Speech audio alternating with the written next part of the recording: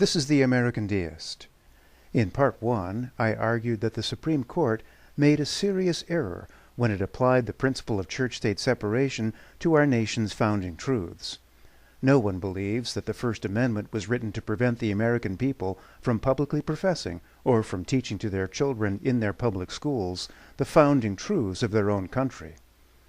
The Court has forgotten that key figures among our founders and framers were deists, that is, defenders of natural religion.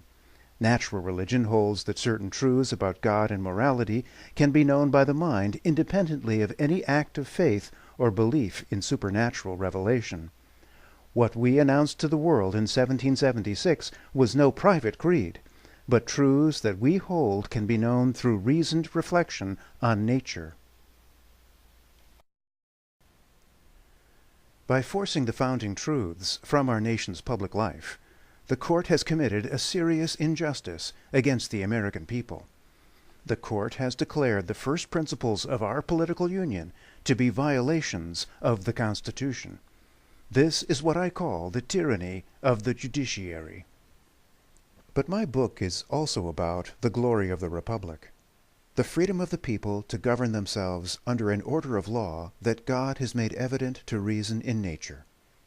The founders and framers understood that nature is the only possible ground of union among a free people. The law of nature's God has the power to unite us in public life, even as the supernatural doctrines of our different faith traditions continue to separate us in private life. At the center of this diagram, I've written American Deism to represent whatever truths about God and morality can be discovered by reason through its own power. For example, that God endows us with our rights. Around this center circle, I've written the names of the various faith traditions that were present at the Philadelphia Convention of 1776. Although the vast majority of those who met in Philadelphia were Christian, they did not agree among themselves on the supernatural doctrines of their faith. In fact, they came from colonies, soon to be states, that had different religions established in law. Virginia, for example, had made Anglicanism its official creed, while Massachusetts had chosen Congregationalism. These colonial governments penalized and even persecuted those who were not members of their officially established religion. Both Virginia and Massachusetts hoped that their religion would become the official faith of the United States of America, but, of course, that was an impossibility.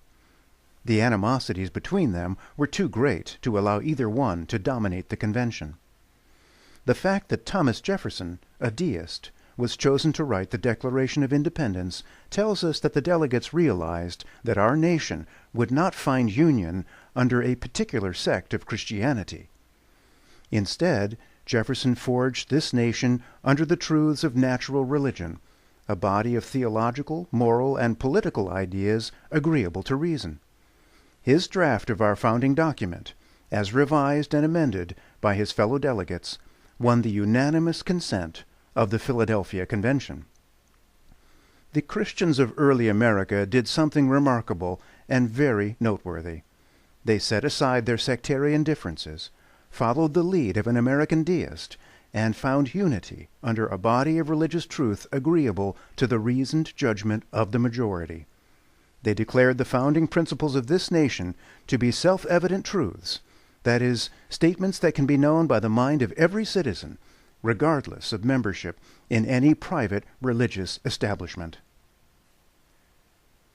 America's Christians add the supernatural doctrines of their own private faith to our nation's founding truths, as do the Jews, Muslims, Hindus, and members of every other revealed religion. This is as it was meant to be. The founding truths are compatible with all faiths. But because the supernatural doctrines of revealed religion transcend reason, we must separate them from public life. Religious claims that are not evident to reason have the potential to cause serious social conflict.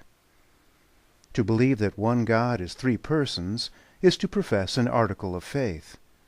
Reason certainly knows that one cannot be three, and three cannot be one. The same is true of the doctrine that Jesus Christ died to save us from our sins.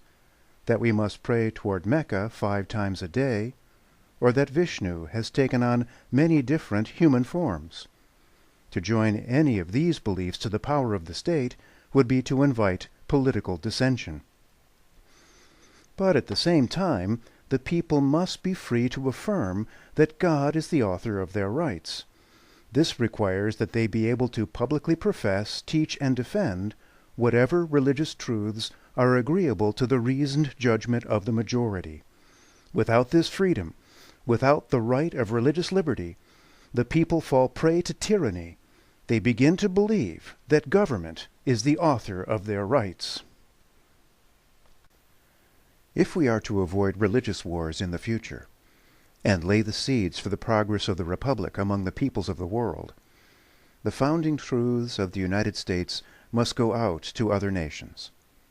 Only those who agree to forge political union under religious truths agreeable to reason can have any hope of living under laws that both separate the supernatural doctrines of private religion from politics and publicly recognize those truths about God and nature that are necessary to the exercise of self-government. Some claim that religion will soon die out. They tell us that progress in the sciences will eventually eradicate all religious conviction. This momentous event has been predicted since the time of the Roman philosopher Lucretius, and even earlier. Yet belief in God continues because of one simple fact: God actually exists. As Thomas Jefferson said, we can know that there is a God through the exercise of reason. Here are the words of a letter from Thomas Jefferson. I hold, without appeal to revelation, that when we take a view of the universe, in its parts general or particular, it is impossible for the human mind not to perceive and feel a conviction of design, consummate skill, and indefinite power in every atom of its composition.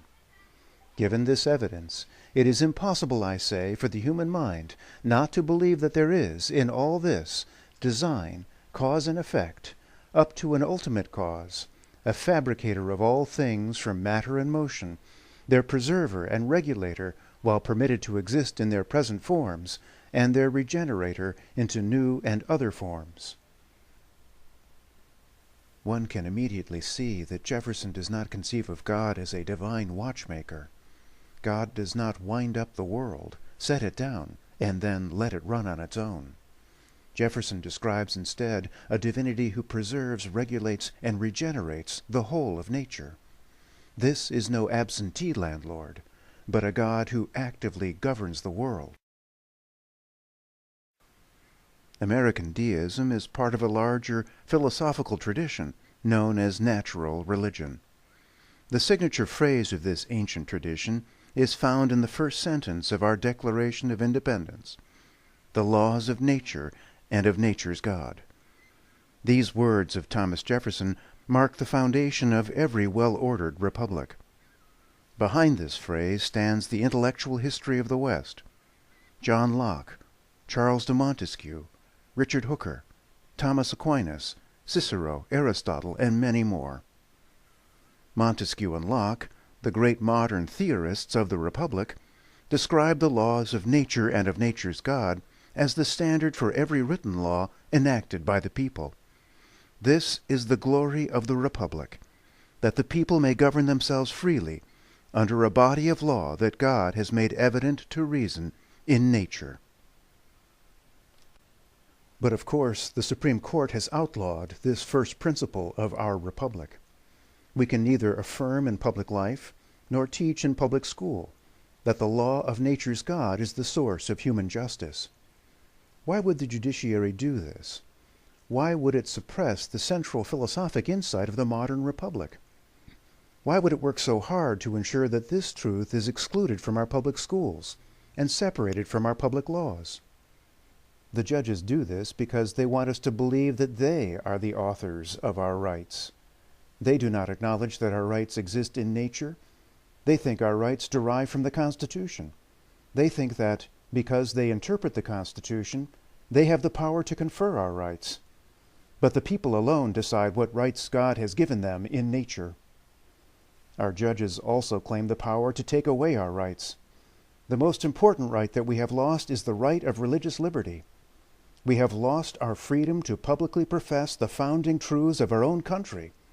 We can no longer join in the common profession of those religious truths that we hold are evident to reason.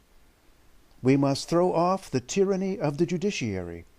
We must restore the glory of our republic.